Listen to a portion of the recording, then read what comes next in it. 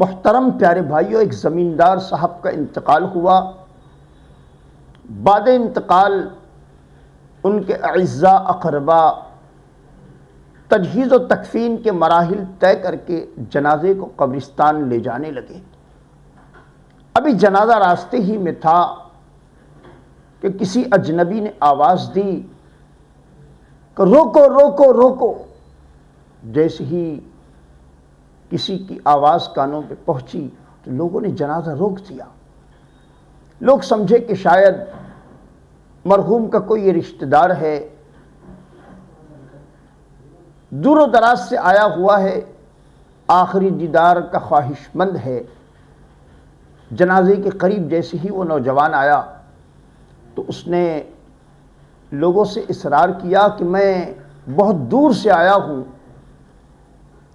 آخری دیدار کا خواہش مند ہوں، جنازہ نیچے اتارا جائے۔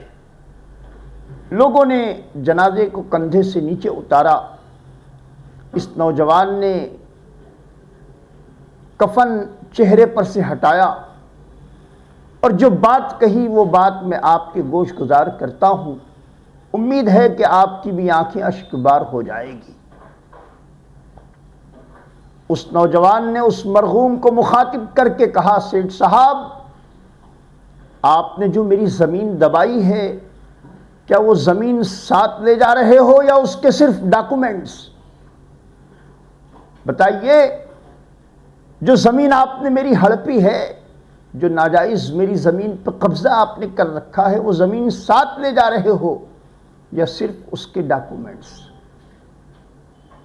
اس نوجوان کی یہ بات سن کر جنازے میں جتنے لوگ شریک تھے سب کے پیروں تلے سے زمین نکل گئی۔ بعض تو ایسے بھی تھے جن کی آنکھیں اشک بار ہو گئی، اور بعض ایسے بھی تھے جو بے تحاشا رونے لگے۔ میرے پیارے بھائیو، آپ نے اس حکایت سے کیا سمجھا؟ عمر دراز مانگ کے لائے تھے 4 دن، عمر دراز مانگ کے لائے تھے 4 دن، 2 آرزو میں کٹ گئے 2 انتظار میں۔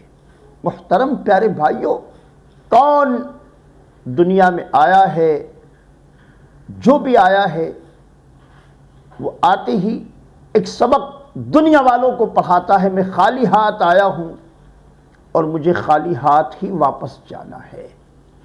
محترم پیارے بھائیو، ہاں بڑے خوش نصیب ہیں وہ لوگ جو آتے تو خالی ہاتھ ہیں، لیکن جب جاتے ہیں تو اعمال کی سوغات ساتھ لے کر جاتے ہیں۔ آپ بھی اگر ان خوش نصیبوں میں اپنا نام شمار کرنا چاہتے ہیں تو میرے پیارے بھائی، دنیا دار العمل ہے، یہاں عمل سے اپنی زندگی کو تابناک کر لیجئے۔ اگر آپ نے عمل سے اپنی زندگی کو تابناک کر لیا تو یہی عمل کی سوغات ہے جو آپ کے ساتھ قبر میں جائے گی، ورنہ قبر میں کوئی ساتھ کچھ لے کر نہیں جاتا۔ آپ کی خدمت میں عرض ہیں، اے کاش اے کاش اے کاش کہ دنیا سے جانے والوں میں ان خوش نصیبوں میں ہمارا بھی شمار ہوتا کہ کوئی ہمارے جنازے میں شریک ہو کر روتا ہوا یہ کہتا، ہائے افسوس، آج میرے سر سے اس کا سایہ اٹھ گیا جس نے مجھے باپ کا پیار دیا تھا۔ اے کاش کہ کوئی ہمارے جنازے میں شریک ہو کر بھی اس طرح کے الفاظ کہتا، ہائے افسوس، آج میری زندگی سے اس شخص کا سایہ اٹھ گیا جس کی وجہ سے میرے گھر میں چراغ جلتا تھا۔ لیکن پیارے بھائیوں، یاد رکھیں، ایسے بہت کم لوگ ہوتے ہیں۔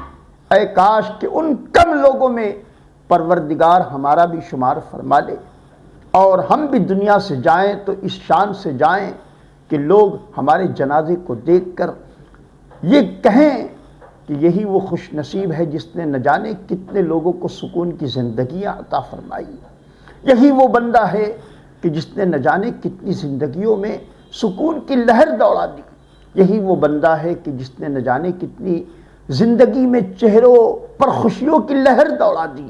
اے کاش اے کاش اے کاش کہ ایسا ہمارے ساتھ بھی ہو جائے۔ رب تبارک و تعالی مجھے اور آپ تمام کو ان خوش نصیب لوگوں میں ہمارا شمار فرمائے کہ جن کے مرنے کے بعد دنیا رہتی دنیا تک انہیں یاد رکھیں۔ رب تبارک و تعالی مجھے اور آپ تمام کو عمل خیر کی توفیق عطا فرمائے۔